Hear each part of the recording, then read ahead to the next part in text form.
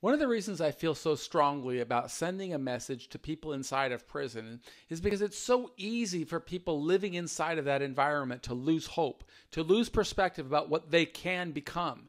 Too often people are focusing on what's been taken away from them or what the system is not offering. But reality is that everywhere, regardless of where we are, we have to learn to depend on ourselves. We have to learn how to create our own opportunities. And I'm not coming to you as somebody who doesn't have some experience. Those of you who are part of the Prison Professors program or go through these types of courses or find any value in these videos that we create, understand that I'm coming from from the place where you are right now. I went into prison in 1987 when I was 23 years old, and I was incarcerated for a total of 9,500 days. That's 26 years for those of you who don't want to do the math. But during that time, what I focused on every single day is the same thing that I'm suggesting you focus on every single day, and that's becoming your own individual, building your life regardless of what struggles you're going through now or what difficulties you've faced in the past. And that's not something that only exists to people in prison.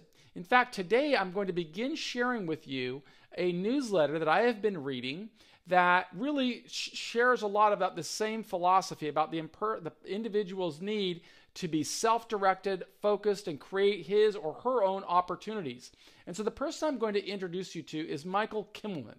Michael Kimelman, as you see here on the screen, is a best-selling author, an investor, a coach, and a speaker. He is an expert on disruptive innovation and human optimization. And that's what every individual needs to be doing, is disrupt the life that you're in right now and focus on optimizing your prospects for success. That doesn't happen by accident. It requires somebody to pursue a self-directed path. It's something that I do. I never ask anybody to do anything that I am not doing. But sadly, I know that many people who are in prison don't have access to the internet. They don't have access to disruptive technologies or innovations. That's why yesterday I took the time to read the white paper from Satoshi Nakamoto, who is the brilliant, enigmatic figure behind Bitcoin. One of the most innovative, one of the most important innovations of our lifetime with this cryptocurrency business. I don't know where it goes, but it has certainly had an incredible run, and it's really come about getting mainstream acceptance over the past, well, certainly over the past 6 months. In any event, I want to be able to share with you, Michael Kimelman is also a noted expert in blockchain and in Bitcoin, and businesses from around the country or perhaps around the globe hire him to come in and help them learn about this disruptive, innovative, new approach to currency. So I'd like to share with you what you don't have access to, and this is his newest newsletter called Sovereign Sunday. I asked permission of him to allow me to read it to people who don't have access to the internet, people who are in prison, and we're going to start by his first edition, which was published on January the 31st. Now, you're going to learn about his story in this one, which is why I want to start here. Later, we will invite him on the program itself to do an interview, but let's go ahead and see what we can learn about the viewpoints of Michael Kimelman with his Sovereign Sunday project. So radical insights around disruption, leadership, anti-fragility, sense-making, and execution. And of course, Bitcoin. Welcome to the Sovereign Sunday inaugural issue. This was published on January the 31st, 2021. I am Michael Kimelman, a best-selling author, investor, speaker, and an expert on disruptive innovation and human optimization. Sovereign Sunday will be a weekly newsletter that will feature bleeding-edge stories, links, and teachings on the most important issues and concepts of our day. You can see he writes very well. These are skills that you could be developing regardless of where you are. This is real-time work in progress. I will be experimenting with several features, including subscriber tiers, Twitter cards for the Octagon, and podcast videos and other carefully curated links that will save you hours of time and research and accelerate your talent stack and evolution. I will also develop a process to crowdsource valuable input from the readership. The HiveMind is a powerful concept, and we'll see more of it as we congregate in emergent networks of aligned individuals with similar principles and long-term goals. I see this newsletter and the brotherhood I am building outside of it in the Alpha Guild as a vanguard tribe for truth, trust, and excellence. At heart, we will be a value add, pertinent cell in a distributed network of other positive tribes such as the Liminal Order, Lion's Den, Iron Council, King's Council, and Arete Syndicate. While most of you are likely already familiar with me, if this is your first introduction, let me give you an abbreviated introduction. I am a highly sought-after expert in disruptive innovation and human optimization. I have privately coached, consulted, and mentored hundreds of the highest caliber men out there, from Navy SEALs to top-tier athletes and hedge fund traders. Unlike the vast majority of nonsense that's out there on social media or other programs taught by people who have never accomplished or built shit, I talk it because I have walked it. In my first life, I was a standout lawyer for one of the top law firms in the world. Then I spent 2 decades in finance as the top trader at several hedge funds before eventually starting my own fund where I managed $250 million. I later wrote a best-selling book about my time on Wall Street and the personal trials and tribulations I went through during the financial crisis called Confessions of a Wall Street Insider. And for the last few years, I have been running one of the premier blockchain advisory firms in the world, all while doing leadership and resiliency training for some of the top financial firms out there. I'd say that on paper, I have completed and succeeded at the highest levels of corporate America, be it finance, law, or technology. What's missing is the key resume gap in the middle, where I went from having everything you could ever want. My life was perfect on paper. Stellar resume, big league hedge fund wizard, 8-figure net worth, gorgeous wife, big house, 3 healthy kids, to being zeroed out in an instant. In a single instant, I lost everything. My job, career, savings, reputation, marriage, and ultimately, my liberty. It was a 7-year nightmare I wouldn't wish on my worst enemy. The part that might shock you, if the rest hasn't, is that I can honestly say prison was the best thing to ever happen to me, and that I am grateful for it. Because before that, I was the guy with the glazed eyes, waiting on the train platform for a job I couldn't stand, needing 3 cups of coffee just to wake up. Despite my perfect paper life by all outward indications, I was effing miserable and drowning on the inside. Spiritually, I was empty and broken, stuck in a loveless marriage and a career I no longer wanted, chasing paper like a dog at the racetrack chasing a rabbit he'll never catch.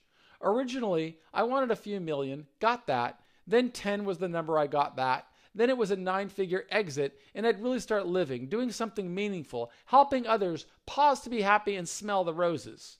Well, guess what? When you are broken inside, there is no number that matters, no external goal or finish line. It's a moving line that you never hit, all the while self-medicating with vodka and wine by the bottle. I wish there was someone reaching a hand out to me back then like I am doing now to you. I didn't stop and only paused when an FBI SWAT team kicked in my door. I blinked and it was 5 years later. Nothing would have stopped that path except for an external force, and that's why I am grateful. But for that politically motivated prosecution, I would have continued sleepwalking through life with declining health, stuck in a loveless marriage, thinking about work when I was with my kids and my kids when I was at work. And automation chalking off Groundhog Day type days until I was one day closer to death without finding my real purpose or passion. God gave me enough warnings that I was too hazy and too stubborn to pay attention to, so he took stronger measures and took all of my worldly possessions away, but gave me a new perspective and a fresh start. The most dangerous man in the world is one with nothing to lose, and that's where I was after walking out of jail with nothing but the shirt on my back. I went from 8 figures in the New York charity circuit to broke, homeless, and single in my mid-40s. It's one thing to take your swings and chase risk when you're an entrepreneur in your 20s. It's a whole other ballgame in your 40s with 3 young kids depending on you. I dare say that there aren't many people who haven't had their lives smashed to pieces in their 40s and are forced to start over with nothing but a big fat scarlet letter on their chest. In the age of Google and when you're splashed all over the New York Times and Wall Street Journal, the chips are stacked against you. With no credit, no job, and a reputation in tatters, I realized that if I was going to make something, I would have to do it entirely myself. After all, I was radioactive, unhireable by most firms out there. And that part was absolutely liberating. I had a very powerful why, my 3 young children, and knew nothing was going to stop me. In the 6 months after I walked out of prison, I wrote and co-developed an unscripted series for television, wrote and produced a major studio documentary, finished writing my best-selling book, and started a real estate investment firm. In 3 short years, after walking out of a literal hellhole with nothing but the shirt on my back, I had rebuilt myself financially. And I did it all while spending a ton of time with my children and reestablishing the most important relationship in my life, the bond between a father and his children. You see, I had walked through the cauldron of adversity, and I came out on the other side hardened. The government did everything in its power during this time to break me, mentally, financially, physically, just like they do everyone who gets caught up in the clutches of the corrupt criminal justice system.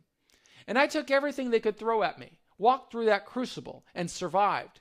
When you have been through that cauldron, it makes everything else you tackle seem like child's play. In my 30 years of business career, I have led high-performing teams, built an individual contributor on high-performing teams, coached and mentored teammates, and consulted with dozens of small businesses and startups. After founding and running 4 multi-millionaire-dollar businesses, my mission at this stage of my life is to exponentially transform, serve, and empower others so that together we can change the world for the better. This is Michael Kimelman, I believe, here on the left. I don't know this gentleman. Before I talk about why the GameStop fiasco is a skirmish in a larger battle, here's a good primer on short selling and what happened if you're not a finance professional. Now that you know the landscape, let's take things up a notch. So let's see if this is short. If this is short, I'll read it to you. But if it's too long, I'll take that up on another time. It's a little long. But short selling basically is you're betting on the stock going down. You buy the stock, a position in the stock, and then you rent it out to somebody who gives them the right to sell it. And then you have to cover when the stock is theoretically much lower.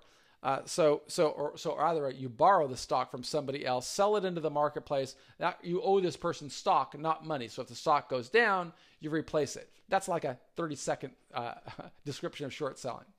Now that you know the landscape, let's take things up a notch. What we just witnessed this week was a massive group of people have organized where they collectively have a seat at a high-stakes gaming table, which was previously invite only. It's quite ironic that it was a year ago to the day we were sitting down with members of Congress and the Alphabet Boys to make the argument that Bitcoin is a strategic national asset and should be embraced with regulatory light hands-off approach. The currents this week have been monstrous. If you watch entertainment TV like MSNBC or CNN, you probably missed the groundswell that is shaking capital markets. A battalion of decentralized ants known as Wall Street Bets, also known as the Reddit Army, has been giving traditional hedge funds and Wall Street brokers a taste of their own medicine. And because we live in a world where free markets and free speech is a delicate illusion, the sudden recognition by millions on both sides of the political spectrum that we exist at the behest of our masters has been a powerful red pill. The bigger story is the kleptocrats and cartels cutting off access to communications, markets, and information to protect the privileged few at the expense of the many. It is a continuation of the groundswell that led to Trump's election and the anger brewing over the fixed nature of the political and economic system, crony capitalism, dollar debasement, etc. By shutting access to Facebook, Twitter, Amazon, Robinhood, those in charge are doing everything they can to dampen these emergent distributed networks. The GameStop Robinhood fiasco is just the latest skirmish exposing the deep corruption across the board in our society, social media, publishing news media, elections, payment platforms, commerce, and now the market. Systems are rigged to protect the elite and promote their own agenda. The unwashed, uppity masses have learned how the game is played, turned the tables on the powerful, and the elites don't like it. What is inevitable at this point is the war between freedom-loving sovereign men and women who support constitutional American principles and the authoritarian jackals who want to control us will continue.